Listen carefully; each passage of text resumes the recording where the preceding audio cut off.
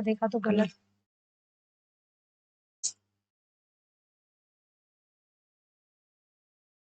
Hello friends, स्वागत है आप सभी का आपके अपने चैनल दी एक्सपर्टीज में। मैं कनक पंत आपके सामने फिर से एक बार उपस्थित हुई हूँ। आज का जो हमारा टॉपिक है, जैसा कि आप जानते हैं, टीजीटी का एग्जाम बहुत ही नजदीक है। अगस्त माह में टीजीटी का एग्जाम होने वाला है। तो जैसे कि हम जब भी देखते हैं, जब कोई एग्जाम आने वाला होता है तो हमें थोड़ा पैटर्न या किस टाइप के क्वेश्चंस आएंगे, या बहुत सारे क्वेश्चंस कई बार क्या होता है प्रीवियस क्वेश्चन पेपर से भी ले लिए जाते हैं। तो उसी को ध्यान में रखते हुए आज हमारी ये वीडियो हमने बनाई है, जिसमें हमने 2010 का टीजीटी पेपर को सॉल्व किया है, जिससे आपको बहुत ही सहायता मिलेगी हर चीज को समझने में। तो आइए टीजीटी का पेपर ये देखते हैं, लेकिन उससे पहले हम समझते हैं एक बहुत प्यारी सी थॉट जो हमें हमारे अंदर एक साहस पैदा करती है, एक हिम्मत पैदा करती है। सपनों को पूरा करने में इतना व्यस्त हो जाओ कि जिंदगी में उदास होने का वक्त ही ना मिले। दुनिया में केवल एक ही इंसान है जो आपकी तकदीर बदल सकता है, और वह आप खुद है। कहने का अर्थ है, देखिए, दूसरों के कहने से आपकी तकदीर नहीं बदलेगी। आपकी तकदीर आप अपने आप लिखते हैं। कहते हैं कुछ करनी कुछ करतूत, है ना भाई। किस्मत पे भी आप आंख बंद करके विश्वास नहीं कर सकते कि अगर हमारी किस्मत में नौकरी नहीं है तो हमने मेहनत भी नहीं करनी है, या हमारी किस्मत में नौकरी है तो हम मेहनत ना भी करें तो मिल जाएगी। उसके लिए हमें मेहनत करनी होगी और अपने आप पर विश्वास हमें रखना चाहिए। तो चलिए क्वेश्चन पेपर स्टार्ट करते हैं। ध्यान रखिएगा, 2010 का क्वेश्चन पेपर हम लेके आए हैं। टीजीटी 2010 का क्वेश्चन पेपर। चलिए बढ़ते हैं इसी के साथ। उपेंद्र नाथ अश्क रचित जोक किस प्रकार का एकांकी है? तो यह एक सामाजिक व्यंग है, सामाजिक व्यंग। अगला प्रश्न, छायावाद की पहली रचना कौन सी मानी जाती है? छायावाद जिसके प्रवर्तक जयशंकर प्रसाद को माना जाता है, उसकी पहली रचना मानी जाती है झरना। अगला प्रश्न, निम्नांकित वाक्यों में क्रिया विशेषण युक्त वाक्य कौन सा है? तो इनमें से मैं कल नहीं जाऊंगा, यह फूल सुंदर है, लड़का रोते रोते घर पहुंचा, या आज शाम को मत आना, आज शाम को मत आना, यह आपका क्रिया विशेषण है।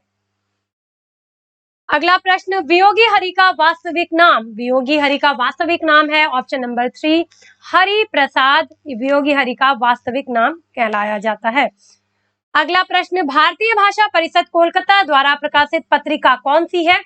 तो भारतीय परिषद कोलकाता द्वारा प्रकाशित पत्रिका है आपकी वागर्त। कौन सी है? वागर्त। अगला प्रश्न, निम्नांकित में पुल्लिंग शब्द कौन सा है? आप लोग अपना आंसर भी कर सकते हैं अगर आप लोग लाइव हैं हमारे साथ। तो इसके आंसर आपको जिसके भी आंसर आते हैं वो प्लीज आप लाइव में कमेंट करिए, जिससे आप अपने आप को एनालाइज कर सके कि आपने कहाँ पे क्या चीजें आपको आती हैं और कौन सी चीजों में आप अभी भी कंफ्यूज हैं। निम्नलिखित में से पुल्लिंग शब्द कौन सा है? तो भाई जो मजा है, मजा वह एक पुल्लिंग शब्द है। जैसे कि हम कहते हैं अरे वाह पार्टी में मजा आ गया, अरे आज दोस्तों के साथ मजा आ गया, शादी में मजा आ गया और बर्थडे में मजा आ गया। तो ये होता है आपका पुल्लिंग। हमने आपको हर बार बताया है कि क्या करिए, कभी भी अगर स्त्रीलिंग पुल्लिंग या वचन में कभी भी कोई प्रॉब्लम होती है तो वाक्य बना के उसको कोशिश करिए, बहुत ही आसानी से वो समझ में आता है। अगला प्रश्न है, हिंदू मग पर पांव न राख्यों का जो बहुते हिंदू भाक्यों, यह उक्ति किस रचना और रचनाकार से संबंधित है? तो यह आपकी नूर मोहम्मद, इंद्रावती, उस्मान चित्रावली, नूर मोहम्मद, अनुराग बांसुरी। तो यह आपकी नूर मोहम्मद, अनुराग बांसुरी, नूर मोहम्मद की है और कहां से ली गई है? अनुराग बांसुरी से।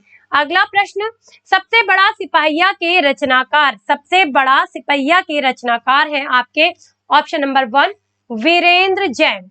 अगला प्रश्न, जब हम प्रीति उदार और भल मन साहत का बर्ताव करते हैं तब भी वे यही समझते हैं कि हम उनसे घृणा कर रहे हैं, और हम चाहे उनका जितना भी उपकार करें बदले में हमें अपकार ही मिलेगा, यानी कि बुराइयां ही मिलेंगी। यह कथन किस निबंध से लिया गया है? तो ईर्ष्या तू ना गई मन से। कहने का अर्थ है, जब इंसान को किसी चीज के लिए किसी से जलन होती है तो उसकी अच्छाई भी उसको कभी दिखाई नहीं देती है। कुछ यही चीजें इस निबंध में बताई गई हैं, आपको पढ़नी चाहिए। ये निबंध बहुत ही अच्छा निबंध है, पढ़ना चाहिए, जिससे आपको कई चीजों के बारे में पता चलेगा कि ईर्ष्या किस किस चीज की जननी है। नाटक जारी है किस विधा की रचना है? नाटक जारी है यह एक कविता विधा है। विधा क्या होता है? किसी भी साहित्य की जो रचनाएं हैं, कि मतलब वो उपन्यास है या निबंध है या नाटक है या कविता है। तो नाटक जारी है, किस विधा की रचना है? ये कविता है। अगला प्रश्न, गंगा का एक नाम है। गंगा का एक नाम है विष्णुपदी। विष्णुपदी बोलते हैं गंगा को। अगला प्रश्न, पूर्वी हिंदी की बोली नहीं है। पूर्वी हिंदी की बोली, भोजपुरी बोली आपकी पूर्वी हिंदी की नहीं है। अगर आप चाहेंगे तो टीजीटी में देख रहे हैं आप, बोली वगैरह आ रही हैं, तो दी एक्सपर्टीज चैनल के आप प्लेलिस्ट में जाएंगे तो आपको वहां पे हिंदी भाषा, हिंदी साहित्य, हिंदी बोली, ये सारी वीडियोस मिल जाएंगी। और हिंदी बोलियों पर या बोलियों पर हमने स्पेशल 2-3 कॉन्सेप्ट वाली क्लासेस भी ली थी, जहां पर हमने सारी हिंदियों का वर्गीकरण कराया था। 18 आपकी कौन सी उपभाषा हैं, कौन सी आपकी उपबोलियां हैं, और कितनी आपकी भाषाएं हैं, ये सभी बताई गई हैं। आप लोग चाहें तो प्लेलिस्ट में जाके हमारा वो सेशन देख सकते हैं। रस सूत्र की अनुमतिवादी व्याख्यान करने वाले आचार्य कौन थे? तो रस सूत्र की अनुमतिवादी व्याख्या करने वाले आचार्य भट्टनायक, लोट, अभिनव गुप्त, शंकुक में थे आपके शंकुक। ये शंकुक है और कहीं आपको शंशुक भी दिखा है, कई जगह हमने पढ़ा है, तो जो भी आपको ऑप्शन में मिलेगा उसे आप टिक लगा सकते हैं। अगला प्रश्न है, निम्नलिखित में से कौन सा शब्द स्त्रीलिंग नहीं है? देखिए, रानी कहानी सुनाती है, कहानी सुनाई, नानी खाना खिलाती है, तो पानी पिया, पानी पिया जाता है, पी नहीं जाती, पिया पिया जाता है। तो हमने आपसे थोड़ी देर पहले भी बताया था कि वाक्य बनाएंगे तो आपको लिंग संबंधी जो भी जो आपकी समस्याएं होती है वो आपकी खत्म हो जाएंगी। यहाँ पे आप आराम से पहचानना सीख सकते हैं। अगला प्रश्न है, भारतीय नारी की समस्याओं को आधार बनाकर महादेवी वर्मा ने कौन सा ग्रंथ लिखा है? भारतीय नारी की समस्याओं को आधार बनाकर महादेवी वर्मा ने कौन सा ग्रंथ लिखा है? आप लोग जो भी लाइव हैं हमारे साथ, प्लीज आप लोग आंसर करते रहिए, जिससे आप अपने आप को एनालाइज कर सकें कि अच्छा हमको ये आंसर आता था। तो इसलिए लाइव वाले स्टूडेंट्स प्लीज यहाँ पे आप अपने आंसर भी लिखते जाएं। तो इसका है आपका श्रृंखला की कड़ियां। श्रृंखला की कड़ियां भारतीय नारी की समस्याओं का आधार बनाकर महादेवी वर्मा ने इस ग्रंथ को लिखा है। आप लोग आंसर प्लीज देते रहिए, हर क्वेश्चन का आंसर देने की कोशिश करिए, प्रयत्न तो करिए, सही गलत जो भी होगा वो तो हम क्लियर कर ही देंगे। स्त्री विमर्श का उद्देश्य है, स्त्री विमर्श का क्या उद्देश्य है भाई? स्त्री अस्मिता की खोज, यानी कि इज्जत की खोज, यानी कि उसकी रिस्पेक्ट, है ना। पुरुष प्रभुत्व का विरोध, स्त्रियों की रचनाशीलता की परंपरा की पहचान, इनमें से सभी। तो इसका उत्तर है आपका स्त्री की अस्मिता की खोज, यानी कि उसकी पहचान। भाई स्त्री की भी अपनी एक पहचान है, एक रुतबा है, तो उसकी खोज करना। हिंदी में गीति नाट्य परंपरा के प्रथम रचना और उसके रचनाकार कौन है? हिंदी में गीति नाट्य परंपरा के प्रथम रचना और उसके रचनाकार कौन है? तो देखिए, कर्णालय, अनग, उन्मुक्त न होके Andhayug, option B, sorry D, option D आपका फोर्थ ऑप्शन जो है अंधायुग, यानी कि धर्मवीर भारती का अंधायुग। अंधायुग तो गीति नाट्य परंपरा का प्रथम रचना है ये हिंदी में, गीत नाट्य परंपरा की। चलिए आगे बढ़ते हैं। भला मैं क्या कर सकता हूं? मैं भला क्या है? भला मैं क्या कर सकता हूं? तो भला एक अव्यय है। अव्यय आपने समझा होगा, अव्यय उपसर्ग क्या होते हैं जो हमेशा आगे जुड़ के एक अलग से वर्ड को पहचान देते हैं। तो उसमें भला जो है, फिलहाल यहाँ तो सेंटेंस में इन्होंने अलग से पहचान दी है, ये एक अव्यय है। निश्चित का उपयुक्त अर्थ, निशीत का उपयुक्त अर्थ होता है अर्धरात्रि, आधी रात, आधी रात का समय, निशीत आधी रात का समय। ये सारे ही क्वेश्चन आपके 2010 के टीजीटी के एग्जाम पेपर से लिए गए हैं। हाँ, एक चीज हम आपको यहाँ पे बता देना चाहते हैं कि इसमें 2 मैचअप यानी कि मिलान करो थे जो हमारे पीपीटी में नहीं हो पा रहे थे अच्छे से, तो हमने उन मिलान करो को नहीं लिया, लेकिन उन मिलान करो में से ही हमने 2 क्वेश्चन बना लिए हैं। तो ऐसा नहीं है कि कुछ अलग लिया है, उन्हीं मिलान करो से ही क्वेश्चन बना लिए गए थे। झूला नट उपन्यास के रचनाकार कौन है? झूला नट उपन्यास। तो इसके रचनाकार हैं आपके मैत्रेयी पुष्पा, मैत्रेयी पुष्पा।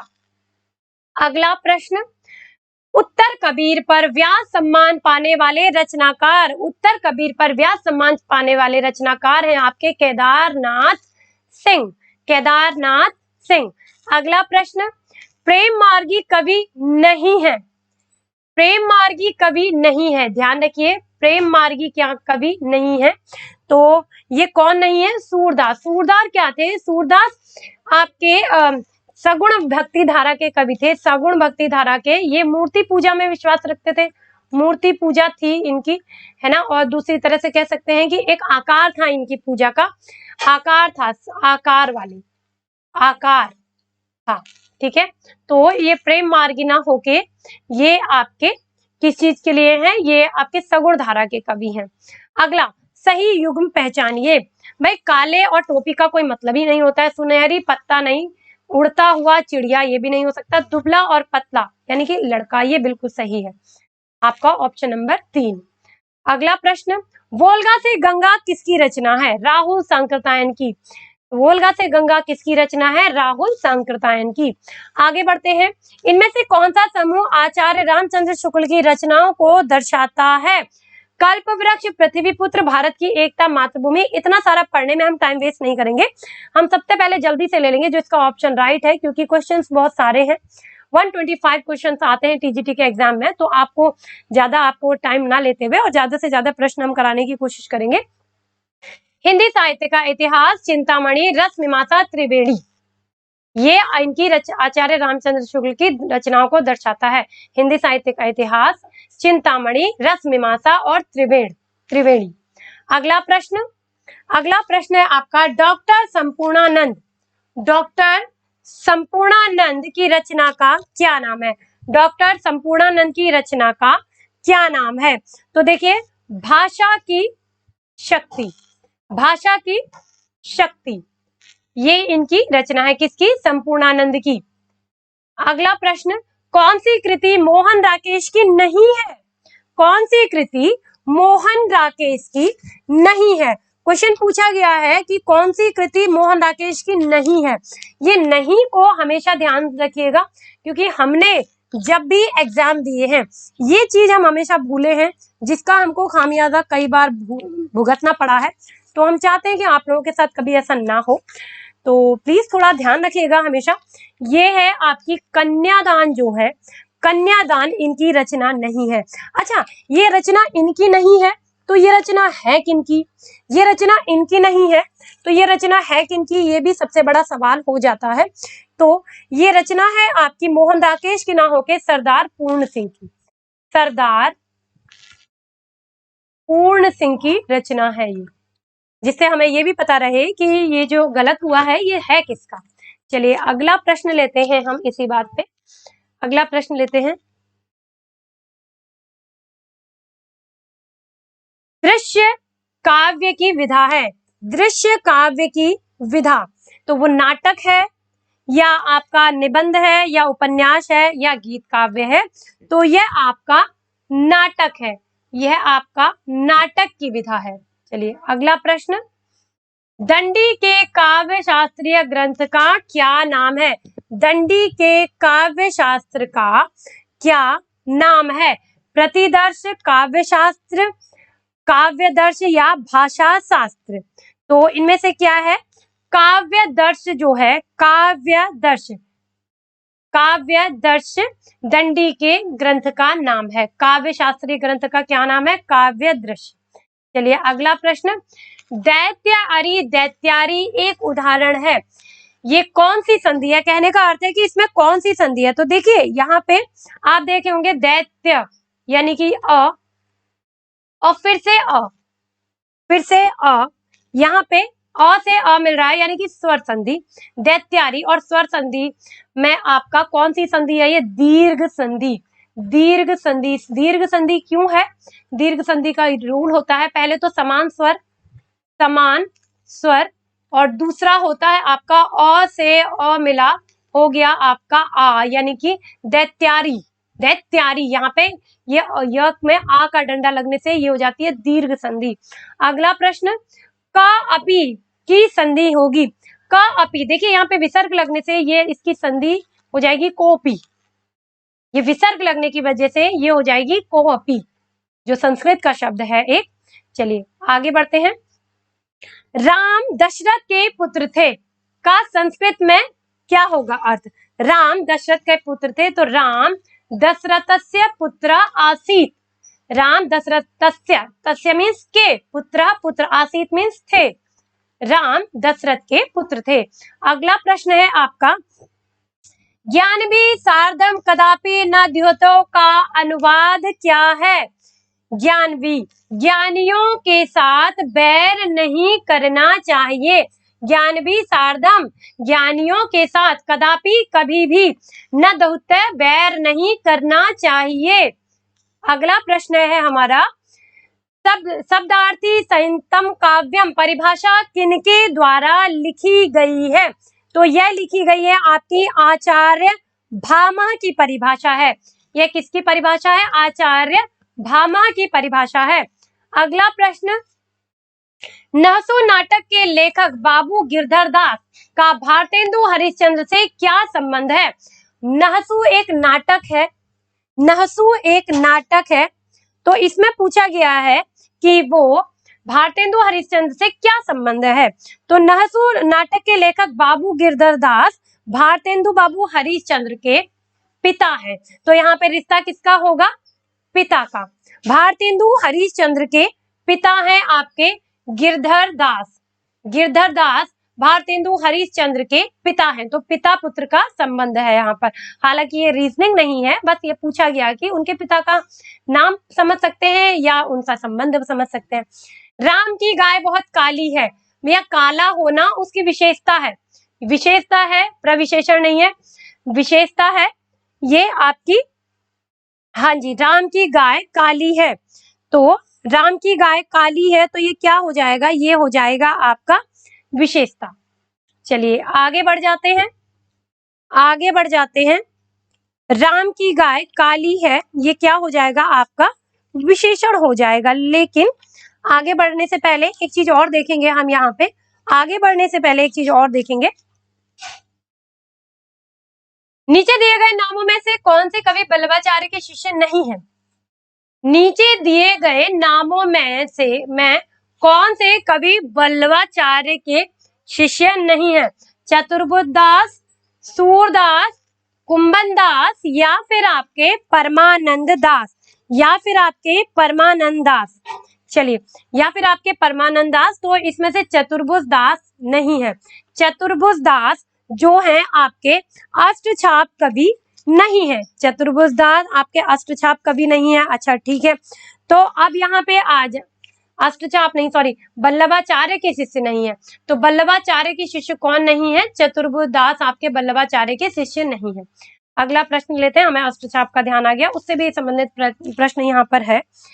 प्रति आरोपण को जब हम जोड़ेंगे, यानी कि संधि जोड़ेंगे इसको, तो क्या बनेगा। जब हम आरोपण को जोड़ते हैं तो बनता है प्रत्यारोपण, प्रत्यारोपण। चलिए आगे प्रश्न लेते हैं। अजायब घर कैसा शब्द है।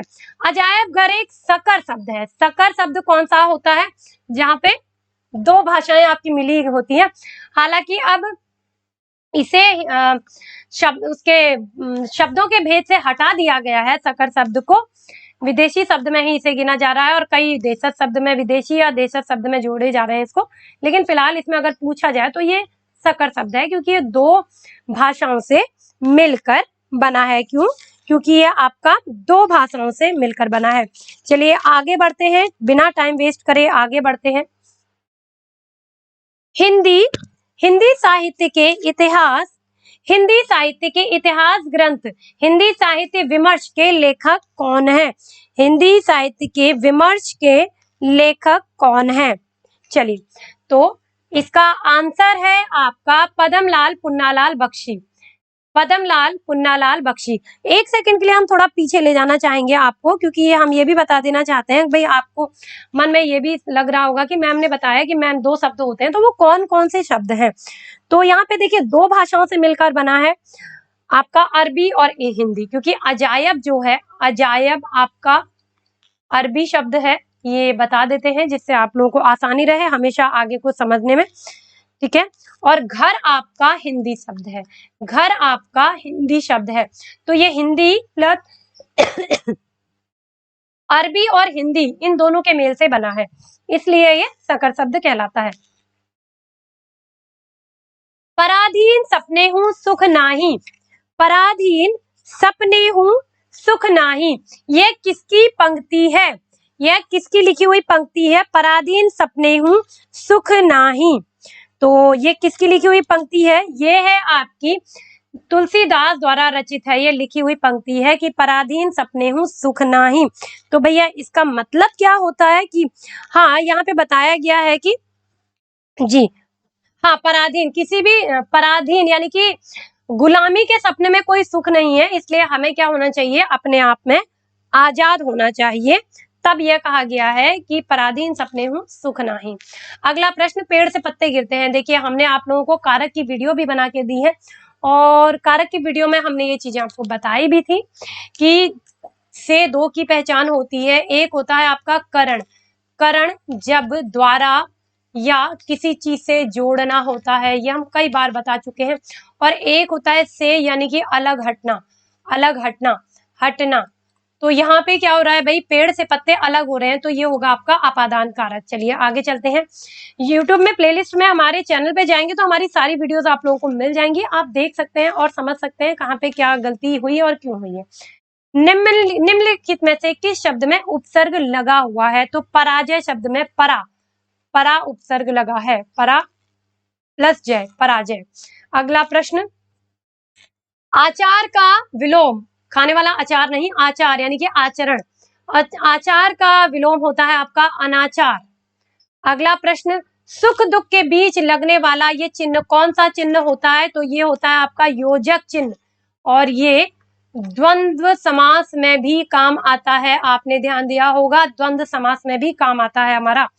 निम्नलिखित शब्द में से किस शब्द में उपसर्ग नहीं है, तो उपसर्ग क्या होता है, उपसर्ग हमेशा आगे आता है, तो मिलान, मिलान में आन जो है प्रत्यय हो सकता है, लेकिन इसमें उपसर्ग नहीं है। सुपुत्र में सु है, अधर्म में अ है, सुकर्म में सु है, लेकिन इसमें आपका उपसर्ग नहीं है। अगला प्रश्न, स्फूर्ति, यहाँ पे थोड़ा टाइपिंग में मिस्टेक हो गई है, ये स्फूर्ति, स्फूर्ति का तद्भव, यानी कि स्फूर्ति का तद्भव पूछा है, तो ये यानी कि तत्सम होगा। तत्सम शब्द कौन से होते हैं, जो बिल्कुल करेक्ट होते हैं, संस्कृत से निकल के आते हैं, तो स्फूर्ति शब्द का तद्भव शब्द होगा आपका फुर्ती, फुर्ती। चलिए आगे बढ़ जाएं, इसको थोड़ा ढंग से लिख लेते हैं जिससे आप लोगों को परेशानी ना हो, फुर्ती। चलिए आगे बढ़ते हैं। पंकज शब्द निम्न में से किससे संबंधित है, अगर आपने शब्द वाली हमारी वीडियो देखी होगी तो हमने बताया था कि रूढ़ शब्द, यौगिक शब्द, योग रूढ़ शब्द कौन से होते हैं, रूढ़ शब्द जो हमेशा एक जैसी होते हैं जिसमें कोई बदलाव नहीं आता, यौगिक शब्द जो जोड़े से बनते हैं जैसे कि हिमालय वगैरह, और योग रूढ़ शब्द आपके वही होते हैं जो बहुव्रीहि समास के उदाहरण होते हैं, जैसे कि कोई नया ही अर्थ निकल के आता है, जैसे कि पंकज से हमें नया अर्थ मिलता है कमल, यानी कि जो कीचड़ में खिलने वाला कमल, तो ये हो जाएगा आपका योग रूढ़ शब्द। संघ की राजभाषा हिंदी और लिपि देवनागरी होगी, यह किस अनुच्छेद में वर्णित है, संघ की राजभाषा के बारे में बात हो रहा है कि राजभाषा हिंदी होगी और लिपि देवनागरी होगी, ये आपका 343 में दिया गया है। अभी यहाँ पे आप 351 भी देखते हैं, वो भी हिंदी भाषा से संबंधित है, लेकिन हिंदी भाषा से उसमें क्या दिखाया गया है, हिंदी भाषाओं का विशेषताएं और उसके क्या लिए क्या चीज उपयोगी है, ये बताई गई है आपकी हिंदी भाषा की 351 में, लेकिन राजभाषा लिपि हिंदी होगी, देवनागरी होगी, ये आपका 343 में है। आगे बढ़ते हैं। हिंदी का पहला समाचार पत्र कब और कहां से प्रकाशित हुआ, देखिए अब हमारे पास 1826 हमें मिल जाता है, 1826 में हुआ, हमें याद आ जाता है 1826 में हुआ है भाई। अब यहाँ पे हम कंफ्यूज होते हैं कि 1826 तो हमको मिल गया है, लेकिन 1826 यहाँ पे 2 में दिया है, तो ध्यान रखिएगा हमको कलकत्ता भी साथ साथ में ध्यान रखना है। तो 1826 में कलकत्ता में पहला समाचार पत्र प्रकाशित हुआ था। आगे बढ़ते हैं। उपाय वही सही होता है जिसका लोहा विरोधी भी मानते हैं। तो उपाय वही सही होता है जिसका विरोधी भी लोहा मानते हैं। इससे क्या लोकोक्ति है, लोकोक्ति और मुहावरे में अंतर होता है, ये लोकोक्ति है। तो इसका अर्थ क्या है, जादू वही जो सिर चढ़ के बोले, जादू वही जो सिर चढ़ के बोले। तो इसका आंसर हो जाएगा आपका जादू वही जो सिर चढ़ के बोले। भैया वही सही होगा ना जिसका कुछ अर्थ निकल के आए, जिससे हमें कोई फायदा हो। अगला प्रश्न, निम्नलिखित में से कौन सी रचना पुष्पदंत की नहीं है?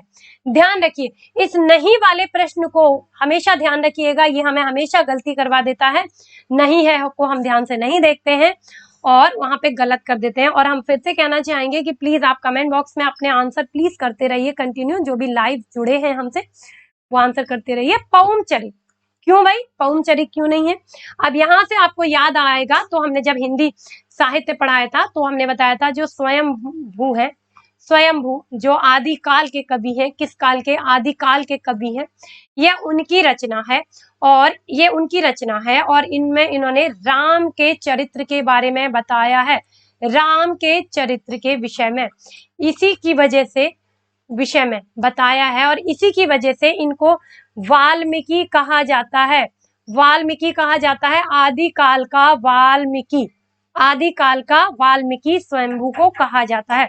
देखिए 4-5 प्रश्न आपको यहाँ से मिल गए हैं इससे। निम्नलिखित पंक्तियां किस प्रसिद्ध लंबी कविता से उद्धृत प्रतिफल पल परिवर्तित व्यू भेद कौशल समूह राक्षस विरुद्ध प्रत्यु क्रुद्ध कपि विषम हूँ, ये किससे लिया गया है? Question number 53। तो ये लिया गया है आपकी राम की शक्ति पूजा से। किससे लिया गया है? राम की शक्ति पूजा से। चलिए यहां से ये पंक्तियां ली गई हैं। कविता क्या है? ये किसकी रचना है? कविता क्या है? ये किसकी रचना है? रामचंद्र शुक्ल की, हजारी प्रसाद की, अध्यापक पूर्ण सिंह की या कुबेरनाथ की? तो ये रचना है आपकी रामचंद्र शुक्ल की। अगला प्रश्न ले लेते हैं। सन 1954 यानी कि 1954 में प्रकाशित नई कविता पत्रिका के संपादक कौन थे? 1944 में जो नई कविता प्रकाशित हुई थी उसके संपादक कौन थे? जगदीश गुप्त। जगदीश गुप्त कौन थे? जगदीश गुप्त। आगे बढ़ते हैं। चांद का मुंह टेढ़ा है, चांद का मुंह टेढ़ा है, इसके लिए इनको बहुत बड़ा सम्मान भी मिला था, हम आप लोगों को पहले पढ़ा चुके हैं। चांद का मुंह टेढ़ा है, यह आपकी मुक्ति बोध की रचना है। चांद का मुंह टेढ़ा है किसकी रचना है? ये आपकी मुक्ति बोध की रचना है। हमने आपको इसके बारे में कई बार पढ़ाया है, कई बार। हाँ, ये इनका पूरा नाम जो है गजानन माधव मुक्तिबोध, इनकी ये रचना है। इनके लिए इनको सम्मान भी दिया गया था। केदारनाथ सिंह किस सप्तक के संकलित कवि हैं? केदारनाथ किस सप्तक के हैं? तो ये है आपके तीसरे सप्तक के, तीसरा सप्तक के संकलित कवि हैं, जो कब हुआ था हमारा? 1959 में। अगला प्रश्न, निम्नलिखित में से कंठ ध्वनि कौन सी है? बहुत ही सिंपल, हमने आप लोगों को ये भी बताया था आपको अल्प प्राण, महाप्राण या कौन सी कंठ होती हैं, कौन सी तालव्य होती हैं, ये हमारी वर्णमाला वाले चैप्टर में हमने बताया है। जिन्होंने वो चैप्टर देखा होगा, अच्छे से लिया होगा वाली क्लास, वो बहुत आराम से कर देंगे यहाँ पे आंसर। का और खा, जैसे हम प्रोनाउंस करेंगे आप का और खा का, तो आपको अंदर से ही पता चलेगा कि हम वो चीज गले से बोल रहे हैं। कंठ मीन्स होता है गले से, जब आवाज हमारे गले से आती है तो वो कंठ्य ध्वनि कहलाती है। तो यहाँ पर क और ख आपके कंठ्य ध्वनि है।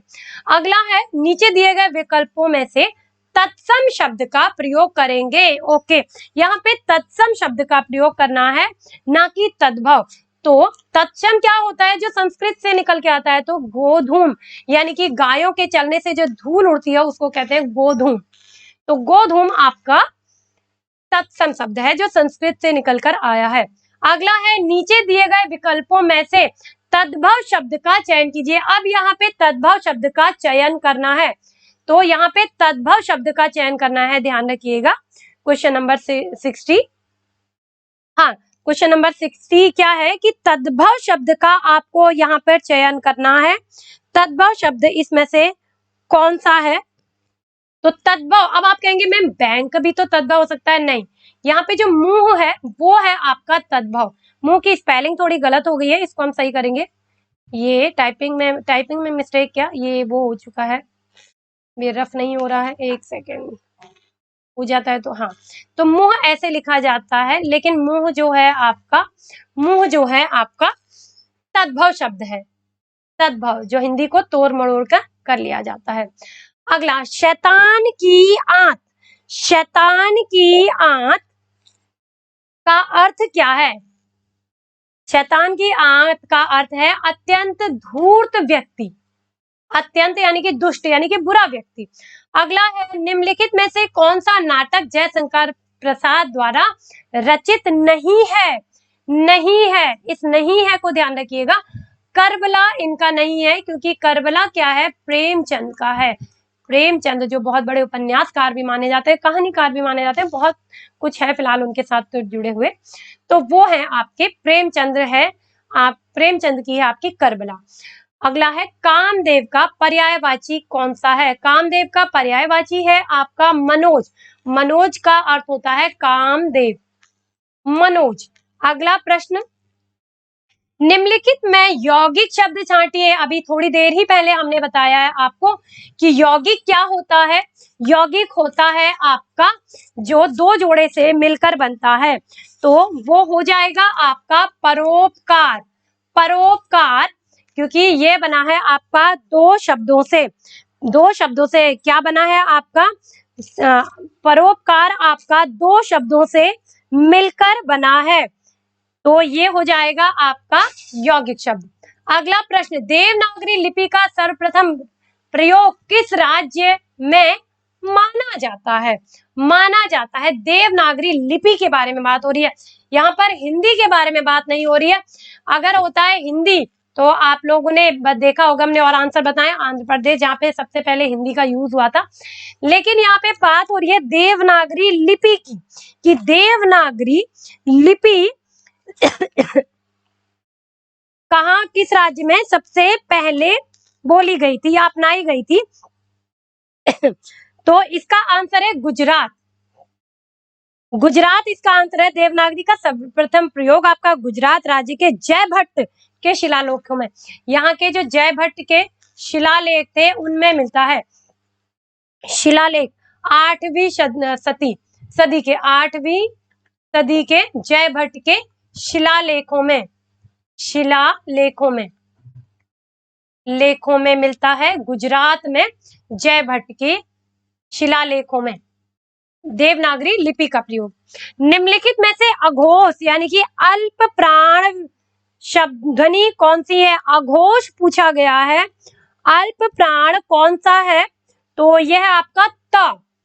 देखिए हमने आपको अल्प प्राण और महाप्राण का यूज बताया था, जैसे कि त, थ, द, ध, न, तो जो पहला, फिर ये अ, फिर महाप्राण, फिर अल्प प्राण, फिर महाप्राण, फिर अल्प प्राण, तो अल्प महा अल्प महा अल्प। यहाँ पे त जो है वो सबसे पहले अल्प आ रहा है आपका। अगर आप इसको देखेंगे तो च, छ, ज, ये ज नहीं है, हाँ, तो ये प्रश्न ही गलत है भाई, ये तो हमने अभी देखा, क्योंकि ये हमने खुद नहीं बनाए हैं प्रश्न, ध्यान रखिएगा, ये हमने 2010 का क्वेश्चन पेपर से लिए गए हैं, मतलब ये हमारे बनाए हुए प्रश्न नहीं है, ये हमारे बनाए हुए प्रश्न नहीं है। तो देखिए अगर हम देखते हैं तो ये भी हमारा अल्प प्राण है, तो हम आपको बता देना चाहते हैं कि ये क्वेश्चन पेपर में ही, अच्छा अघोष अल्प प्राण, सॉरी, ये हमारी थोड़ी मिस्टेक हो गई है, हमने अघोष नहीं पढ़ा, ओके, तो अघोष तो नहीं होगा, क्योंकि च, छ, ज तीसरा होता है। अब आप कहेंगे मैम अघोष कैसे पहचानेंगे? तो च, छ, ज, झ, य, तो अघोष ये होते हैं दो, और पीछे के ये सघोष होते हैं, ये आपके सघोष होते हैं। हमने ये अघोष का ध्यान नहीं दिया कि अघोष भी पूछा है, अघोष और अल्पप्राण दोनों ही है, तो बिल्कुल सही, तो उस हिसाब से बिल्कुल ठीक है, क्योंकि अघोष आपके यही होते हैं। तो आपका भाई महाप्राण अल्पप्राण तो है, लेकिन अघोष नहीं है। अघोष और अल्पप्राण दोनों की विशेषता आपको त में मिल रही है। आगे बढ़ते हैं। द्रग ऊर्जत टूटत कुटुम्ब जुरत चतुर चित प्रीति परत गांठ दुर्जन ये दई नई यह रीति। उक्त दोहे में प्रयुक्त अलंकार है विषम, असंगति, व्यतिरेक या निर्देशना। जल्दी से आंसर करते जाइए आप लोग। जो भी लाइव हैं, हम कई बार कह चुके हैं, जो भी लाइव हैं एटलीस्ट वो तो बिल्कुल आंसर कर सकते हैं। तो असंगति है इसका आंसर। हाँ, कारण और कार्य में संगति ना होने पर असंगति अलंकार होता है। इस दोहे में बताया गया है कि उलझते हैं नेत्र, टूटते हैं कुटुंब, जुड़ते हैं चतुरों के चित्त और गांठ पड़ती है दुर्जनों के हृदय में, अतः असंगति अलंकार है। बिहारी का यह दोहा, ये किसका दोहा है? यह बिहारी का दोहा है। किसका? बिहारी का। ये ध्यान रखिएगा, हो सकता है इस बार पूछ लिया जाए कि ये दोहा किसका है। तो असंगति अलंकार के उदाहरण दिखाई देता है इसमें। अगला है रामविलास शर्मा की आत्मकथा अपनी धरती अपने लोग। अपनी धरती अपने लोग कितने भागों में बांटी गई है? कितने भागों में खंडित है? वो खंडों में विभक्त है या फिर बांटा गया है? बात एक ही आती है उसके, दोनों का मतलब एक ही है। तो ये है आपकी 3 खंडों में, ये आपकी 3 खंडों में मिलती है आपको जी। हाँ जी, अपनी धरती अपने लोग 3 खंडों में प्रकाशित हुई है। अगला प्रश्न, कहानी संग्रह दूसरा ताजमहल की लेखिका कौन है? दूसरा ताजमहल की लेखिका कौन है? तो नासिरा शर्मा जो है आपकी दूसरा ताजमहल की लेखिका है और यह एक कहानी संग्रह है। किस विद्वान ने देवनागरी लिपि के स्थान पर रोमन लिपि को स्वीकार करने का सुझाव दिया था? देवनागरी लिपि को अपनाने का सुझाव किस विद्वान ने दिया था? सुनीति कुमार चटर्जी ने कहा कि भाई रोमन लिपि को अपनाइए, देवनागरी लिपि के स्थान पे रोमन लिपि। वैसे अच्छा ही हुआ कि नहीं अपनाई गई, हम अपनी लिपियों को अपनाएंगे, है ना। हमारी देवनागरी लिपि से हम जुड़े हैं, तो ये चीज हमें जोड़ती है कई अपने धर्म से, अपने हर चीज से, अस्तित्व से जोड़ती है। धर्म मीन्स कोई एक धर्म नहीं होता। धर्म चाहे हिंदू हो, मुस्लिम हो, सिख हो, ईसाई हो, यानी हमने हमारे हिंदुस्तानी होने का गर्व प्रदान करती है। तो देवनागरी लिपि आई थिंक बेस्ट है। और देवनागरी के अलावा और लिपियां भी हैं जिसे हम मान सकते हैं। चलिए, कैची किस भाषा का शब्द है? कैची किस भाषा का शब्द है? ये इसको बताते समय हम आपको एक बात बता देना चाहते हैं। कई बार ऐसा होता है कि हम पढ़ाते पढ़ाते हमें स्टूडेंट भी कभी बहुत अच्छी चीजें बता देते हैं। हालांकि आई नो हमें वो मे बी पहले से पता होती हैं, लेकिन हम कभी उस पर ध्यान नहीं देते। जब हम एक दिन ये क्वेश्चन आंसर की सीरीज करा रहे थे, तो हमारे लाइव सेशन में एक स्टूडेंट ने बोला था कि मैम जो भी इस तरह के वर्ड होते हैं, कैंची, तमंचा, फमंचा, ये चाकू वाकू, वो सारे तुर्की ही होते हैं। तो हमने कहा ये बहुत अच्छा तरीका है समझाने का भी और बताने का भी कि हाँ ऐसे भी आप इसको समझ सकते हैं। तो तमंचा है, पिस्तल है, ये सारे आपके तुर्की शब्द होते हैं। यदि ए आई ओ तथा औ के बाद कोई भिन्न स्वर आता है तो इनके स्थान पर क्रमशः अय आय अव हो जाता है। बिल्कुल। और ये कौन सी संधि के उदाहरण है? ये आपके अयादि संधि के उदाहरण है, अयादि संधि। चलिए आगे बढ़ते हैं। श्री राम शर्मा की बोलती प्रतिमा रचना की विधा क्या है? श्री राम शर्मा की बोलती प्रतिमा ये एक संस्मरण है, ये एक संस्मरण है। आगे बढ़ते हैं। शहर में कोई किसी जाति नहीं पूछता, शहर के लोगों की जाति क्या ठिकाना, लेकिन गांव में तो बिना जाति के आपका पानी भी नहीं चल सकता। यह कथन किस रचना से लिया गया है? ये लिया गया है परती परिकथा से। परती परिकथा से किसे लिया गया है? परती परिकथा से, परती परिकथा। आगे बढ़ते हैं। ब्रजभाषा आधुनिक कालीन प्रसिद्ध कवि, ब्रजभाषा के आधुनिक कालीन कवि पूछा है यहाँ पर, तो वो है आपके जगन्नाथ दास रत्नाकर। जगन्नाथ दास रत्नाकर आपके क्या हैं? ब्रजभाषा के आधुनिक कवि हैं। इनकी प्रसिद्ध रचना उद्धव शतक ब्रजभाषा में ही लिखी गई है। उद्धव शतक ब्रजभाषा में है, ब्रज भाषा में है। आगे बढ़ते हैं। हरी बिंदी किस साहित्यकार की कहानी है? हरी बिंदी किस साहित्यकार की कहानी है? तो ये कहानी है आपकी मृदुला गर्ग की। मृदुला गर्ग की कहानी है। आगे बढ़ते हैं। भई गति सांप छछुंदर केरी लोकोक्ति का अर्थ।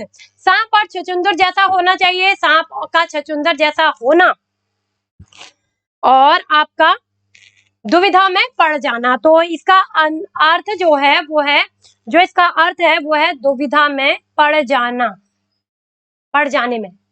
भई गति सांप छछुंदर केरी, इस लोकोक्ति का अर्थ है दुविधा में पड़ जाना। अगला प्रश्न है, शेष कादम्बरी उपन्यास की लेखिका है। शेष कादम्बरी उपन्यास की लेखिका है आपकी अलका सरावगी।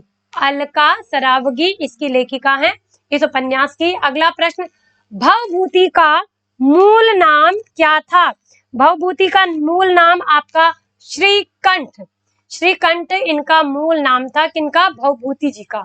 अगला क्वेश्चन है, प्रिय स्वतंत्र रव अमृत मंत्र। प्रिय स्वतंत्र रव अमृत मंत्र पंक्ति वाली कविता का संबंध किससे है? ये संबंध है आपका सूर्यकांत त्रिपाठी निराला से। इसका संबंध है आपका सूर्यकांत त्रिपाठी निराला से। इस पंक्ति में कविता ने कौन सी कविता से ली गई है? ये ली गई है भारती वंदना से। भारती वंदना से ये ली गई है। आगे बढ़ते हैं। उत्तर प्रदेश में सरकार द्वारा गठित लिपि सुधार परिषद की 28-29 नवंबर 1953 को हुई बैठक की अध्यक्षता किसने की थी? तो इसकी अध्यक्षता की थी आपकी तत्कालीन उस समय के जो उपराष्ट्रपति थे डॉक्टर सर्वपल्ली राधाकृष्णन ने। किसने की थी? डॉक्टर सर्वपल्ली राधाकृष्णन। आगे है, देवनागरी लिपि का विकास किससे माना जाता है? तो ब्राह्मी लिपि से। ब्राह्मी लिपि से, देववाणी नहीं होगा, देवनागरी के साथ आप देववाणी मत जोड़िएगा। ब्राह्मी लिपि, खरोष्ट लिपि क्या होती है? उर्दू होती है आपकी, उर्दू होती है आपकी खरोष्ट लिपि, जो आपकी आपको पता होगा आपकी दाएं से बाएं लिखी जाती है, और ब्राह्मी लिपि बाएं से दाएं। चलिए आगे बढ़ते हैं। खड़ी बोली में प्रथम महाकाव्य प्रिय प्रवास के रचयिता। ये हमने कई बार आप लोगों को कराया भी है, बहुत बार कराया है, ये तो आप लोगों को आना चाहिए। अयोध्या सिंह उपाध्याय हरिऔध। अयोध्या सिंह उपाध्याय हरिऔध प्रिय प्रवास, इनका ये महाकाव्य है। किसका है? अयोध्या सिंह उपाध्याय हरिऔध का महाकाव्य है। आगे बढ़ते हैं। निम्न में से व्यंग्यकार नहीं है। निम्न में से व्यंग्यकार नहीं है। तो 84 क्वेश्चन है आपका। व्यंग्यकार नहीं है तो अज्ञेय नहीं है। अच्छा, अब क्यों नहीं है भाई? शेष तीनों लेखक व्यंग्यकार हैं, ये सारे व्यंग्यकार हैं। रविन्द्रनाथ त्यागी, लतीफ घोंगी और हरिशंकर प्रसाई, लेकिन अज्ञेय आपके व्यंग्यकार नहीं है। आगे बढ़ जाते हैं। देवेंद्र सत्यार्थी के संस्मरण का नाम है। देवेंद्र सत्यार्थी के संस्मरण, रेखाएं बोल उठी। रेखाएं बोल उठी, यह देवेंद्र सत्यार्थी के लिखे संस्मरण के नाम है। और भी हैं इनके बहुत सारे संस्मरण हैं, जैसे माटी की मूर्तें, राम वृक्ष बेनीपुरी के माटी की मूर्तें राम वृक्ष बेनीपुरी की हैं। अतीत के चलचित्र आपकी महादेवी वर्मा की हैं। इन्हीं की तरह माटी की मूर्तें किसकी है? आपकी राम वृक्ष बेनीपुरी। राम वृक्ष बेनीपुरी, ठीक है। अतीत के चलचित्र लिख देते हैं जिससे आपको ये भी याद हो जाए भी किसकी है, महादेवी वर्मा। और आपका दीप जले शंख बजे, यह है आपकी प्रभाकर लिख दे रहे हैं शॉर्ट में, आपने सुना होगा कन्हैया लाल मिश्र प्रभाकर। आगे बढ़ते हैं। विष्णुकांत शास्त्री की प्रसिद्ध गद्य काव्य कृति का क्या नाम है? तो इनकी गद्य काव्य कृति का नाम है कुछ चंदन की कुछ कपूर। कुछ चंदन की कुछ कपूर। आगे है आपका, निम्न में से कौन सा समूह आचार्य हजारी प्रसाद द्विवेदी के उपन्यासों को दर्शाता है? आचार्य हजारी प्रसाद द्विवेदी के उपन्यासों को दर्शाता है। वाण भट्ट की आत्मकथा, चारुचंद्र लेख, पुनर्वा, अनामदास का पोथा। इन फालतू हमने एक्स्ट्रा ना पढ़ के डायरेक्ट आंसर ले लिया क्योंकि काफी बड़ा है, फिर उसमें टाइम वेस्ट होता। तो वाण भट्ट की आत्मकथा, चारुचंद्र लेख, पुनर्वा, अनामदास का पोथा। आगे बढ़ते हैं। दिगु समास, दिगु समास का उदाहरण बहुत ही सिंपल, योजक चिन्ह, और ये पहला तो योजक चिन्ह के साथ विलोम होना भी जरूरी है। खाली योजक चिन्ह अगर होगा और विलोम नहीं होगा तो वो अव्ययी भाव चला जाता है। जैसे रातों रात, इस टाइप के अगर आते हैं तो वो आपके अव्ययी भाव समास में चले जाते हैं, योजक चिन्ह होते हुए भी। लेकिन योजक चिन्ह के साथ साथ अगर आपका विलोम है, या स्त्रीलिंग पुल्लिंग है, या एक वचन बहुवचन है, तो वो आपका द्वंद्व समास। ओ, द्विगु समास पूछा है इसमें। ओके, चलिए द्विगु समास पूछा है तो बता देते हैं। फिलहाल ये तो हम द्वंद्व समास का उदाहरण बता रहे थे इतनी देर से, तो फिलहाल इसमें पूछा है द्विगु समास, यानी कि त्रिभुवन, तीन भवन,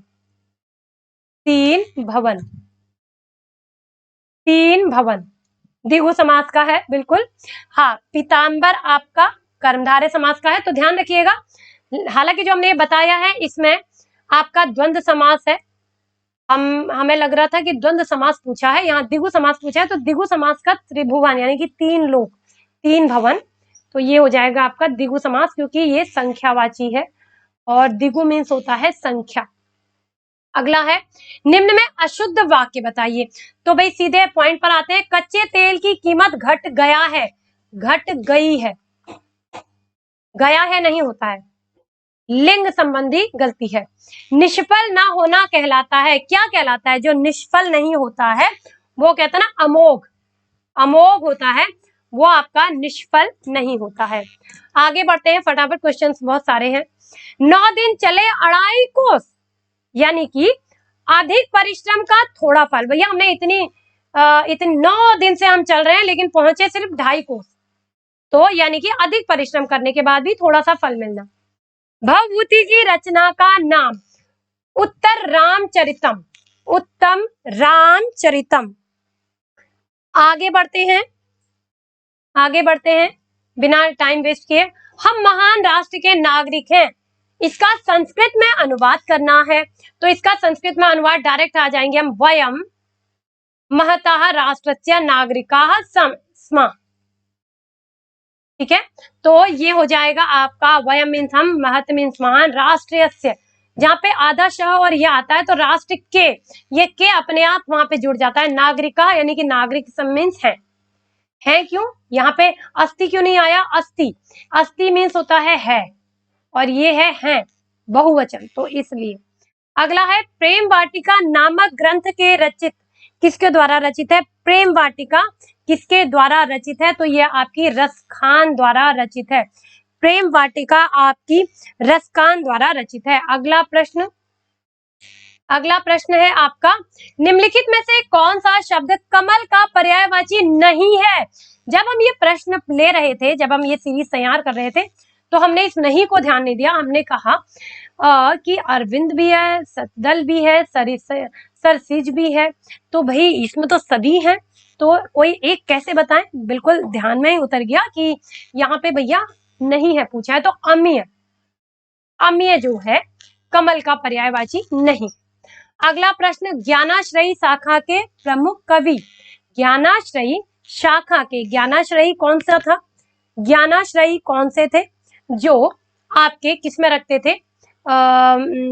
जो निर्गुण धारा के थे, निर्गुण धारा के कवि। तो निर्गुण धारा के सबसे मेन तो आपके कबीरदास ही हैं।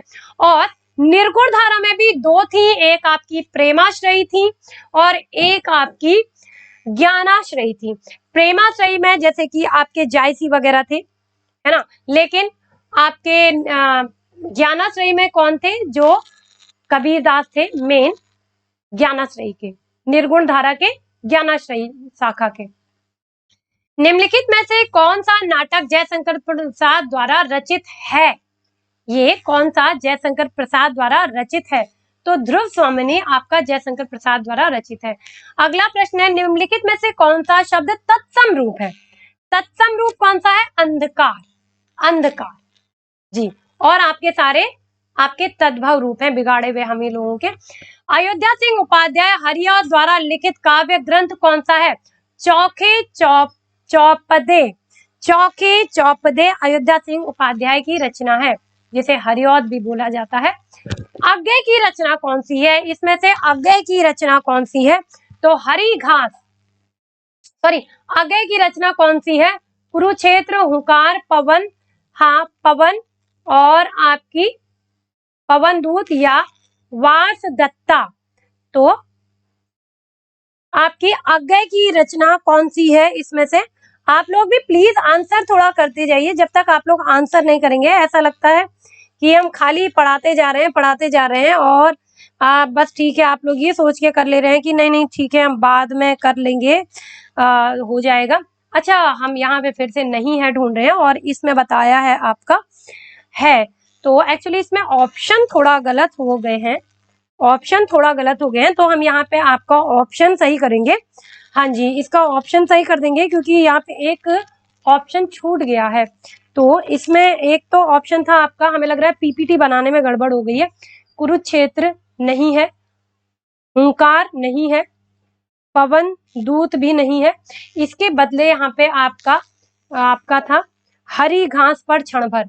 इसीलिए हम वही बोल रहे थे क्योंकि हमें तो पता था कि ये हरी घास पर क्षण भर, तो यहाँ पे पीपीटी बनते समय ये गलत टाइप हो गया, तो ये इसका आंसर है। अज्ञे की रचना कौन सी है? हरी घास पर क्षण भर।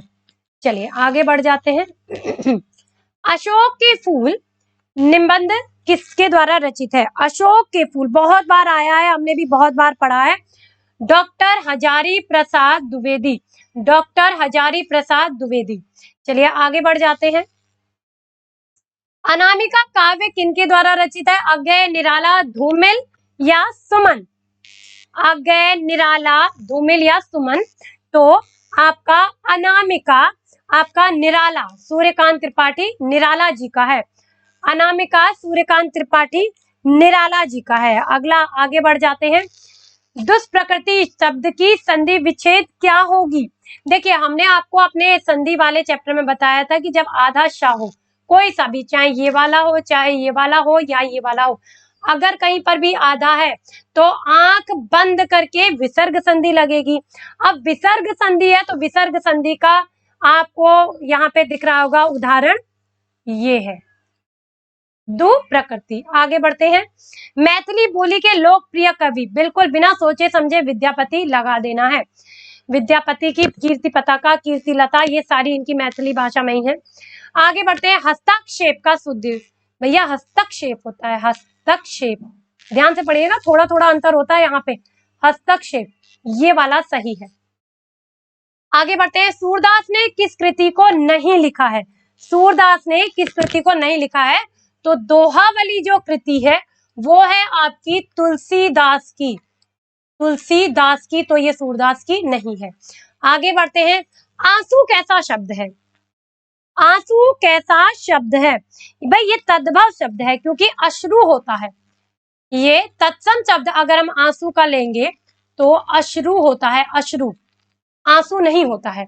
आगे बढ़ेंगे। विशिष्टता द्वैतवाद के प्रतिपादक कौन थे? विशिष्टता द्वैतवाद के थे आपके रामानुजाचार्य, रामानुजाचार्य। आगे बढ़े। निम्नलिखित में से किसने पुष्टि मार्ग की स्थापना की? किसने पुष्टि मार्ग की स्थापना की? तो वल्लभाचार्य ने, वल्लभाचार्य जी ने पुष्टि मार्ग की स्थापना की। आगे बढ़ते हैं। आनंद कादंबनी के संपादक कौन है? आनंद कादंबनी बद्री नारायण चौधरी प्रेमघन नामक, ये आनंद कादंबनी नामक पत्रिका मिर्जापुर से आपकी निकलती थी। कहां से? मिर्जापुर से, मिर्जापुर से ये आपकी, मिर्जापुर से ये आपकी इस पत्रिका का संपादन होता था। और किसके संपादक कौन थे? हजारी बद्री नारायण चौधरी प्रेमघन। निम्नलिखित में से कौन सा कवि अष्टछाप का नहीं था? कौन सा कवि अष्टछाप का नहीं था? जब ये पूछे तो चलिए हम एक बार देख लेते हैं कि कौन कौन से थे। सूरदास थे मेन, सूरदास, कुंभनदास, सूरदास, कुंभनदास, कुंभनदास। आप लोग आंसर कर दीजिएगा अगर आपको पता चल जाता है कि इसमें से कौन से नहीं थे। परमानंद दास, हम तो उनके लिए बता दे रहे हैं, अगर जिनको आइडिया नहीं है तो वो कम से कम एटलीस्ट एक नजर में, सरसरी नजर में देख लेंगे तो उन्हें पता चल जाएगा। कृष्णदास, आप लोग आंसर कर सकते हैं, जो भी लाइव है हमारे साथ वो आंसर कर दीजिए। उसके बाद नंददास, नंददास, उसके बाद आपका चतुर्बुद्ध दास। इसके बाद हम क्या करेंगे, एक बार मिला के देख लेंगे कि कौन सा नहीं है भाई इसमें, क्योंकि नहीं है पूछा है, नहीं है। चतुर्बुद्ध दास और आपका गोविंद स्वामी, गोविंद स्वामी, गोविंद स्वामी और आपके हैं छित स्वामी, छित स्वामी। तो अब हमको क्या करना है भाई, एक बार देख लेना है कि कौन सा नहीं है। देखिए नंददास है, नंददास तो है, परमानंद दास भी हैं, छित स्वामी भी हैं, लेकिन हरिव्यास देव नहीं है। हरिव्यास देव, हरिव्यास देव नहीं है। ठीक है, अगला बढ़ेंगे प्रश्न में।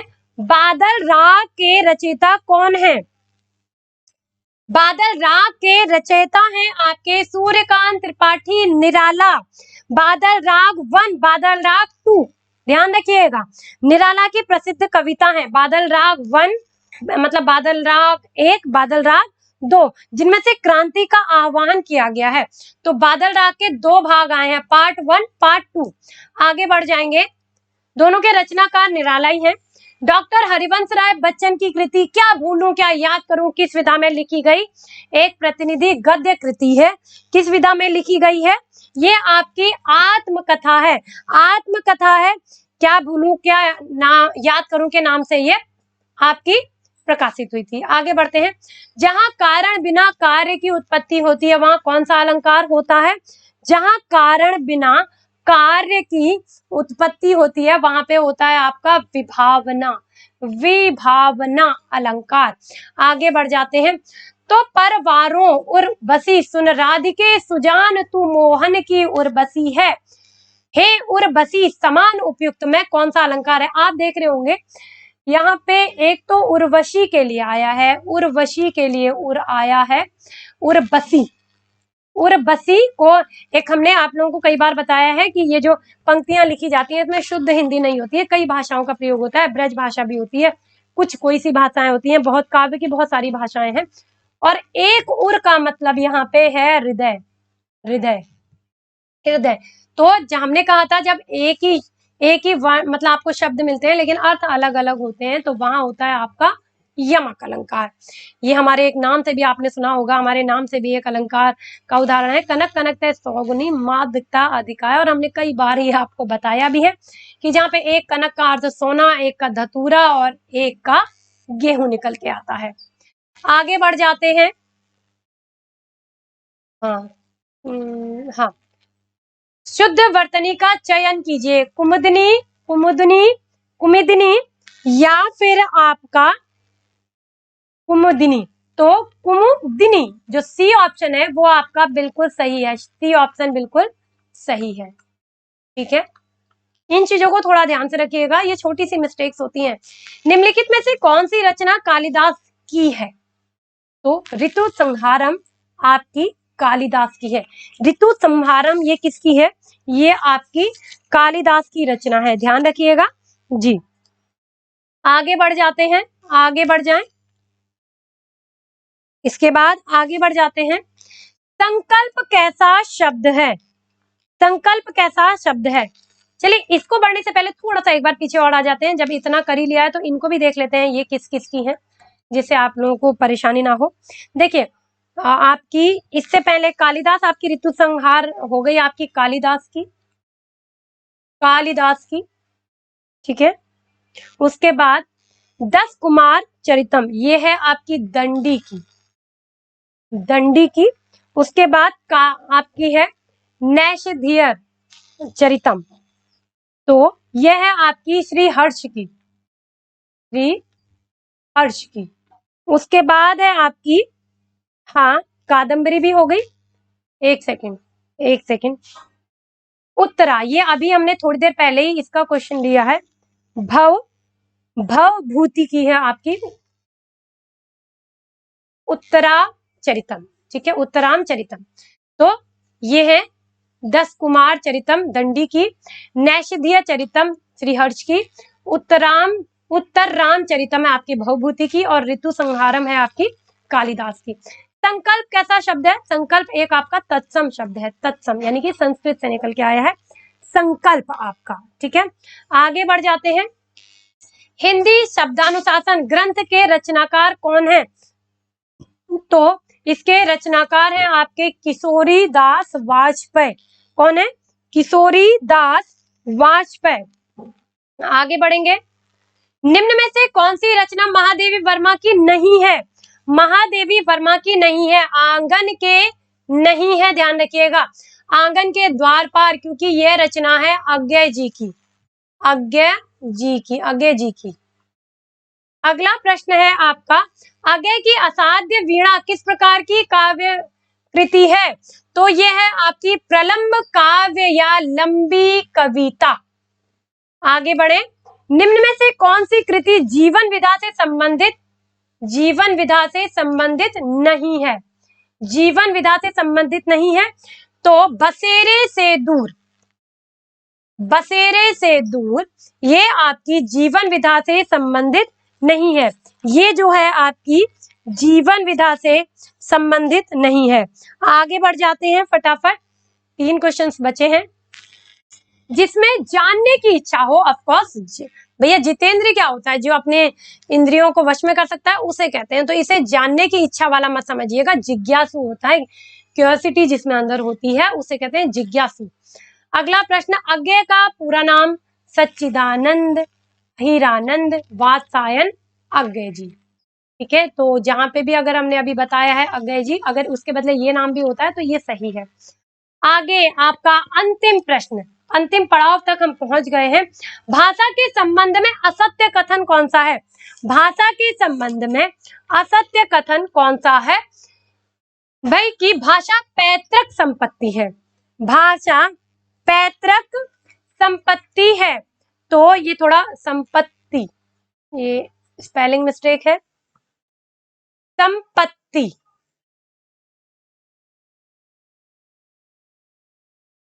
है।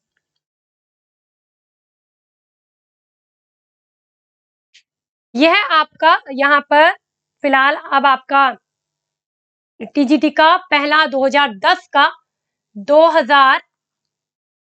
का प्रीवियस ईयर का क्वेश्चन पेपर यहाँ पे हमने आज सॉल्व किया।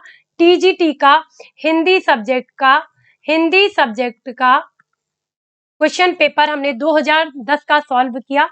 तो अगर आपको अच्छा लगा हो तो प्लीज कमेंट बॉक्स में बताइएगा, और अगर आपको इसी तरह के प्रैक्टिस सेट चाहिए या प्रीवियस क्वेश्चन पेपर चाहिए तो वो हम आपके लिए लाके देंगे, और कंटिन्यू कोशिश करेंगे कि टाइम से आपके पास कम से कम एटलीस्ट कुछ प्रीवियस क्वेश्चन पेपर और कुछ प्रैक्टिस सेट आपको दिए जाएं, जिससे आपकी तैयारी पूरी अच्छे से हो सके। अगस्त में आपके क्वेश्चन है वो आपका इसका एग्जाम है। हमारी आपके साथ बहुत बहुत शुभकामनाएं हैं, पहले से एडवांस में हमारी शुभकामनाएं हैं कि आप लोग इस एग्जाम को क्लियर करें। तो मिलते हैं अपनी नेक्स्ट वीडियो में। जिसको भी हमारी वीडियो अच्छी लगी हो और अभी तक अगर आपने चैनल को सब्सक्राइब नहीं किया है तो प्लीज चैनल को सब्सक्राइब करना मत भूलिएगा, जिससे आपको टाइम से सारी वीडियोस मिल सके, और आप हमसे जुड़े रहें। उसके लिए आप हमारे साथ यूट्यूब में तो जुड़े ही हैं, उसके बाद टेलीग्राम में भी आपको हमारा दी एक्सपर्टीज मिलेगा, इंस्टा पे भी हम दी एक्सपर्टीज नाम से मिलेंगे, और फेसबुक पे हमारा पेज भी आपको दी एक्सपर्टीज के नाम से ही मिल सकता है। तो अगर आपको चैनल अच्छा लगा हो तो प्लीज सब्सक्राइब करना मत भूलिए। मिलते हैं आप लोगों से अपनी नेक्स्ट वीडियो को लेके, जल्दी ही आने की कोशिश करेंगे, बिना बीच में ब्रेक किए जल्दी ही आएंगे। नेक्स्ट वीडियो लेके। तब तक के लिए धन्यवाद, थैंक यू सो मच। और जितने लोग हमसे जुड़े हैं, हम चाहेंगे कि सभी लोग एक बार चैनल को शेयर जरूर कर दें अगर आपको चैनल अच्छा लगा हो, और आगे भी हमारे से जुड़े रहें। धन्यवाद।